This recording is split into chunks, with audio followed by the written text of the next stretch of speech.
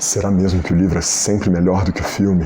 Bom, muito bem-vindos ao Palpiteiro. Hoje a gente tenta responder essa dúvida aqui em relação a esse livro, O Segredo dos Seus Olhos, um romance argentino, escrito por Eduardo Sacheri em 2005 e transformado em filme, poucos anos depois, filme ganhador do Oscar, inclusive. Portanto, hoje a gente fala sobre um livro excelente que gerou um filme também excelente, ambos premiados e que em algum momento chegaram até a me provocar uma certa dúvida. Será que esse é um caso de filme melhor do que livro? Bom, a gente vai ver agora. O Segredo dos Seus Olhos narra a história da investigação de um assassinato brutal cometido em Buenos Aires, na Argentina, no começo dos anos 70. E a história é narrada em primeira pessoa por um funcionário judicial, uma espécie de investigador do tribunal. Já chego numa explicação um pouquinho melhor dessa função dele, do nosso protagonista, Benjamin Chaparro, ou Benjamin Espósito, como é chamado no filme,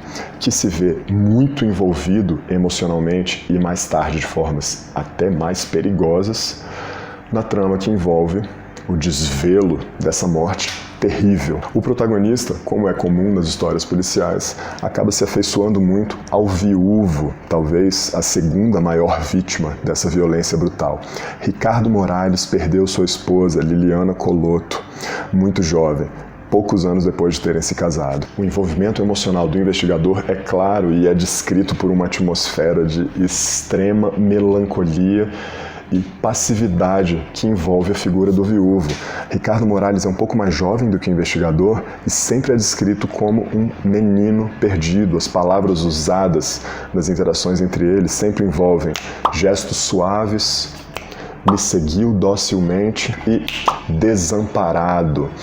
O livro traz uma carga emocional muito grande, afinal, que espécie de história que envolve estupro e assassinato não seria pesada? Toda a atmosfera de sofrimento permeia a escrita do autor, e é aqui que eu começo a destilar, a tecer os meus mais enfáticos elogios à escrita do Eduardo Sacheri, extremamente dinâmica, viva e fácil. É o tipo de leitura que você não faz força para ler.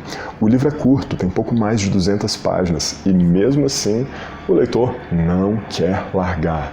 A história é muito envolvente e a escrita ágil do autor faz você virar de uma página para outra sem sequer fazer esforço. O autor tem um estilo autodebochado em que ele costuma zombar muito das rotinas do serviço público, algo que é familiar aqui para nós brasileiros. Aquela história do funcionário público que ganha seus magros pesos e se considera um pouco limitado por não ter ido mais longe, mas ainda assim mantém uma dignidade austera no cumprimento do seu dever. O estilo do autor é carregado de deboche e de muito mau humor, mas traz também a decência de um homem que não deixa que as suas próprias frustrações se transfiram para outras. Em nenhum momento nosso protagonista é estúpido ou grosseiro com pessoas que não merecem que ele o seja. E por falar em estupidez, salta aos olhos a habilidade do autor em fazer ironias e usar sarcasmos. Por exemplo, quando ele se refere a um colega de trabalho especialmente estúpido e incompetente, ele pensa que como que um sujeito desse acabou chegando tão longe quanto eu cheguei? Que espécie de idiota daria emprego, daria funções, daria responsabilidades a esse cara?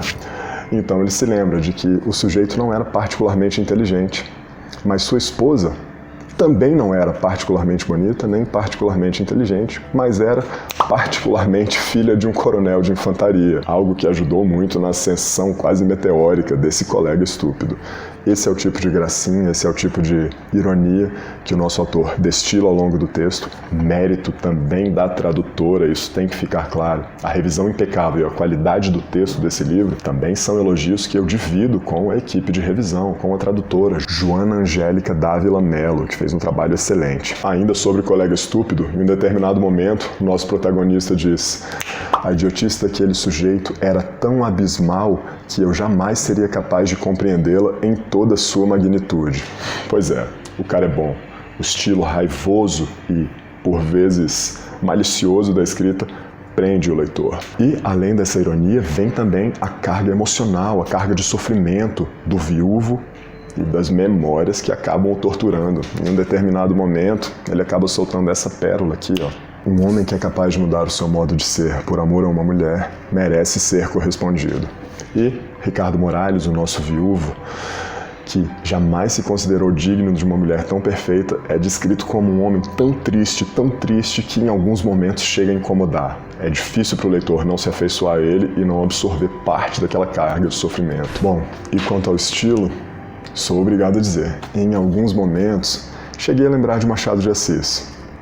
Falo de forma respeitosa ao nosso gênio, claro, mas não sei dizer se por uma influência do autor ou da tradutora, as construções lembram muito a ironia, o sarcasmo e o deboche do nosso gênio, do nosso mestre da literatura. E, por falar em influência, talvez uma boa escolha da autora tenha sido de transmitir cacuetes do espanhol, do castelhano, para a escrita em português. Em vários momentos, principalmente no uso dos palavrões, coisa que o palpiteiro não precisa ficar falando aqui, fica muito clara a influência do espanhol e para quem fala é perfeitamente possível imaginar quais eram os palavrões originais e de que forma que eles foram transportados aqui para o português. O texto, em vários momentos, se torna engraçadíssimo e, por favor, me digam que eu não fui o único.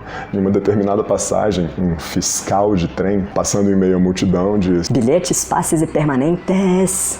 Com um ligeiro agudo no final. Eu fui o único a pensar nisso aqui? Chapéu, sapatos ou roupa usada, quem tem? E depois dessas considerações sobre o estilo matador desse autor, a gente volta à história então. A investigação e o mistério que envolvem a morte da Liliana Coloto se prolongam durante anos.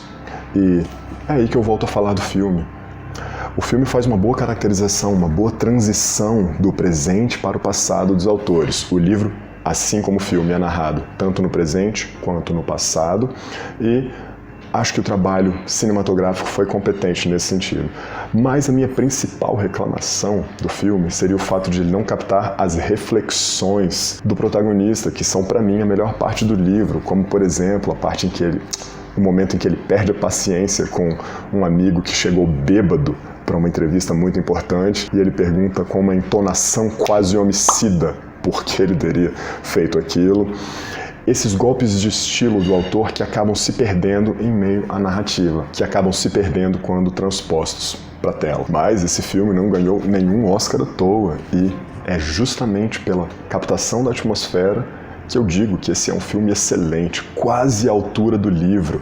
As rotinas formais do serviço público, em vários momentos, são captadas por frases do livro, como sucinto bom dia, comedida reverência, e formalidades típicas da relação entre policiais e juízes são bem transpostas para o filme. Em vários momentos ele se descreve como um homem de andar altivo e firme, e essa característica com certeza chegou ao filme. Preciso observar mais uma vez que esse é um livro conciso, ele segue muito bem o princípio da arma de Chekhov. Alguém já escutou falar?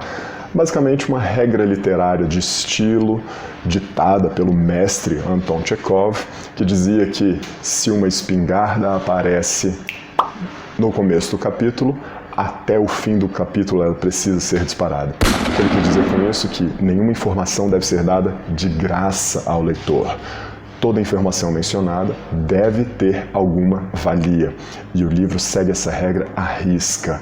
Um leitor mais atento vai perceber que cada descrição, cada palavra, cada momento que o autor se permite mencionar são fonte de referência mais tarde.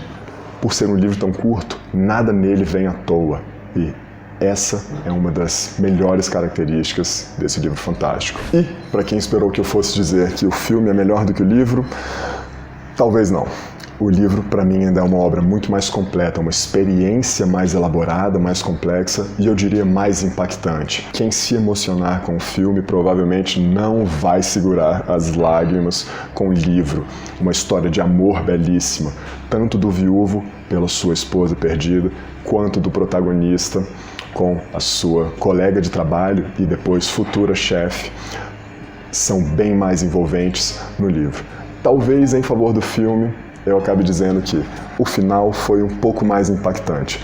No momento em que o Benjamin descobre que o assassino da Liliana Coloto, bom, acho que quem chegou até aqui talvez não esteja tão interessado em spoiler. Não deixem de conferir. Um dos livros mais agradáveis que eu já li, bem curtinho, que rendeu um filmaço. O Segredo dos Seus Olhos. Se você gostou, ou se achou que eu estou profanando a obra do autor, dizendo que o filme chega perto, dizendo que o filme arranha a qualidade do livro, fique à vontade, os comentários estão aí para isso. Beleza? Muito obrigado por terem comparecido a mais esse palpite e até o próximo palpite.